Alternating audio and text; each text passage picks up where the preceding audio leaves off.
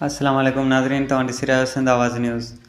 नाज़रीन, कनकोट में शहीद थींदड़ बुरली शाह करीम वासी CTD पुलिस एहलकार सदाम हुसैन कपरी जी बुरली शाह करीम क़ब्रिस्तान में समय आलियन अखियनि सां पुलिस एज़ाज़ सां तदफ़ीन कई वई, जॾहिं त संदसि जनाज़े नमाज़ संदसि ॻोठ मोहम्मद सिद्दीक़ कपरी में अदा कई वई, जॾहिं त CTD जे जवाननि पारां गार्ड ऑफ ऑनर पिणु ॾिनो वियो। पुलिस जे दस्तनि सलामी पेश कई। मरहूम जे जनाज़े में SP CTD Hyderabad नूरुलक Rind, DSP Tando गुलाम हैदर मुमताज़ बुगटी, DSP टंडो मोहम्मद खान, सैयद मुजाहिद शाह, DSP बुरली शाह करीम, मोहम्मद खान ज़हूर समेत SHOs पुलिस जे जवान, सियासी समाजी अॻवाननि, शहरियन ऐं मोअज़्ज़िज़ीन वॾे अंग में शिरकत कई।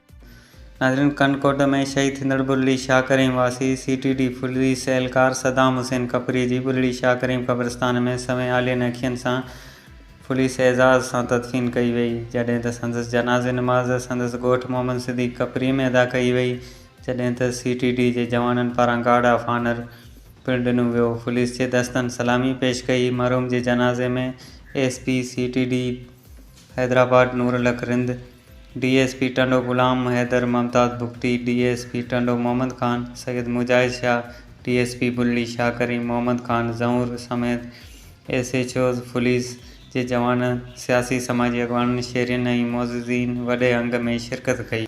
नाज़रीन, कनकोट में शहीद थींदड़ बुरली शाह करीम वासी CTD पुलिस एहलकार सदाम हुसैन कपरी जी बुरली शाह करीम क़ब्रिस्तान में समय आलियन अखियनि सां पुलिस एज़ाज़ सां तदफ़ीन कई वई, जॾहिं त संदसि जनाज़े नमाज़ संदसि ॻोठ मोहम्मद सिद्दीक़ कपरी में अदा कई वई, जॾहिं त CTD जे जवाननि पारां गार्ड ऑफ ऑनर पिणु ॾिनो वियो। पुलिस जे दस्तनि सलामी पेश कई। मरहूम जे जनाज़े में SP CTD Hyderabad नूरुलक Rind, DSP Tando गुलाम हैदर मुमताज़ बुगटी, DSP टंडो मोहम्मद खान, सैयद मुजाहिद शाह, DSP बुरली शाह करीम, मोहम्मद खान ज़हूर समेत SHOs पुलिस जे जवान, सियासी समाजी अॻवाननि, शहरियन ऐं मोअज़्ज़िज़ीन वॾे अंग में शिरकत कई। नाज़रीन, वधीक अपडेट ऐं बाख़बरनि लाइ ॾिसंदा रहो सिंध आवाज़ न्यूज़।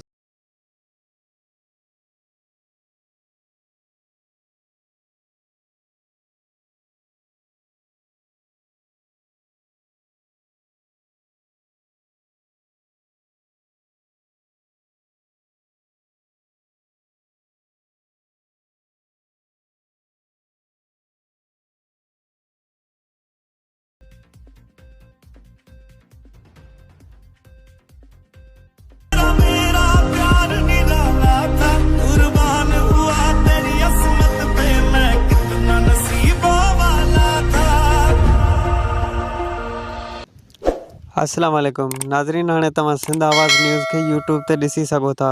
पोइ सब्सक्राइब करियो सिंध आवाज़ न्यूज़ YouTube चैनल।